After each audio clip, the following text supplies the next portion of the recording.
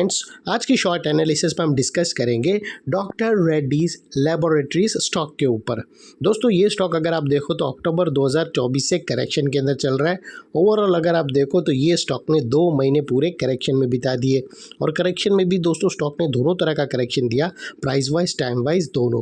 पहले स्टॉक ने price wise correction दिया जहाँ पर ये स्टॉक काफ़ी हद तक डाउन साइड करेक्ट हुआ, फिर स्टॉक ने टाइम वाइज करेक्शन के अंदर एक साइडवे कंसोलिडेशन करी, एक स्ट्रॉन्ग बेस बनाकर अल्टीमेटली उसको ब्रेकआउट किया है। और दोस्तों ये स्टॉक को देखो तो यहाँ पर मल्टीपल पॉजिटिव फैक्टर्स एक साथ ब्रेकआउट हुए हैं, जिसके तहत ये स्टॉक करंट लेवल से अपसाइड में 7 to 8%, 7 से 8% अपसाइड रनअप के लिए रेडी है। लेकिन दोस्तों यहाँ पर कोई भी हमारी बाय सेल होल्ड रिकमेंडेशन नहीं है, ये प्योरली एजुकेशन पर्पज से मैं अपना पॉइंट ऑफ व्यू आप लोगों के सामने शेयर कर रहा हूँ। कोई भी पोजीशन लेने से पहले अपने फाइनेंशियल एडवाइज़र को ज़रूर कंसल्ट कर लेना। दोस्तों आप लोग देख सकते हो कि ये वो टॉप था जहाँ से करेक्शन स्टार्ट हुआ और यहाँ से कुछ इस तरह से downward sloping parallel channel stock के अंदर बनी।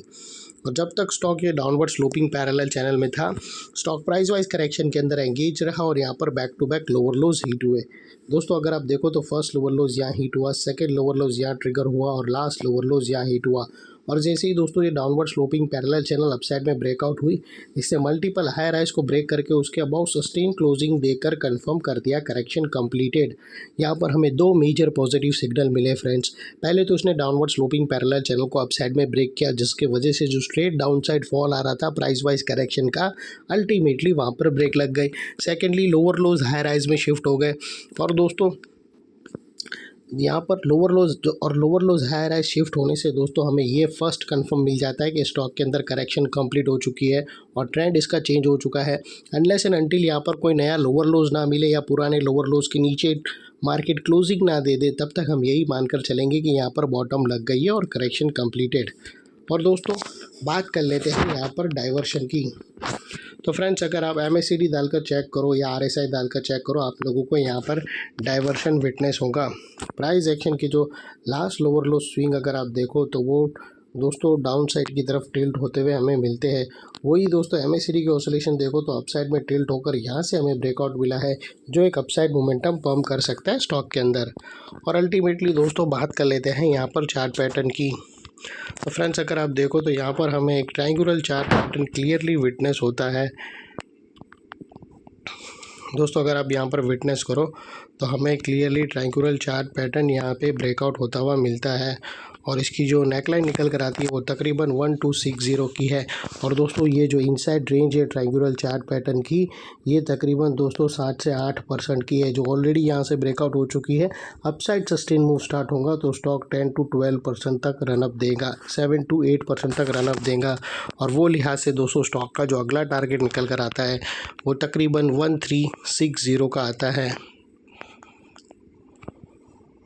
1360 का आता है। और उसके बीच में दोस्तों कुछ रेजिस्टेंस है जो ये स्टॉक फेस करेगा, जिसको हम ब्लू में कर देंगे। और दोस्तों बात कर लेते हैं स्टॉप लॉस की। तो यहाँ पर मल्टीपल ऑप्शन अवेलेबल है, आप अपने एडवाइज़र को पूछकर ATR की हेल्प ले सकते हो, या फिर ब्रेकआउट कैंडल के लो के नीचे क्लोजिंग बेसिस पे, या फिर नियरेस्ट लोअर स्विंग। जो भी स्टॉप लॉस रखो दोस्तों, इतना मेक श्योर करना है कि आपका risk to reward ratio at least 1:2 या मिनिमम 1:1.5 रहना चाहिए। और फाइनली दोस्तों नेकलाइन के पास का ये एरिया बहुत ही इंपॉर्टेंट एरिया बनकर खड़ा है, क्योंकि अगर आप देखो तो मल्टीपल पॉजिटिव फैक्टर्स यहाँ पर एक्शन में आते हुए मिले। दोस्तों यही एरिया पे हमने डाउनवर्ड स्लोपिंग पैरेलल चैनल को अपसाइड में ब्रेकआउट होते हुए देखे, लोअर लोज हमें हाई राइज में शिफ्ट होते हुए मिले, हमें MACD के थ्रू पॉजिटिव क्लियर डाइवर्शन मिला और असेंडिंग ट्रायंगुलर चार्ट पैटर्न भी यहाँ पर ही ब्रेकआउट होता हुआ मिला। तो वो लिहाज से दोस्तों ये एरिया जो अभी तक एक स्ट्रॉन्ग रेजिस्टेंस था वो अल्टीमेटली स्ट्रॉन्ग सपोर्ट बनकर खड़ा है। और इतने बड़े स्ट्रॉन्ग सपोर्ट के नीचे क्लोजिंग बेसिस पे आप लोगों का स्टॉप लॉस रहना चाहिए, जो आसानी से ट्रिगर ना हो। और बाय एनी चांस अगर क्लोजिंग बेसिस पे ट्रिगर हो जाता है तो नो इफ़ नो बट सीधा स्टॉप लॉस देकर ट्रेड को वाइंड अप कर देना चाहिए। ये थी हमारी शॉर्ट एंड स्वीट एनालिसिस। अच्छी लगे तो प्लीज़ चैनल को लाइक शेयर सब्सक्राइब ज़रूर करना। थैंक यू, जय हिंद।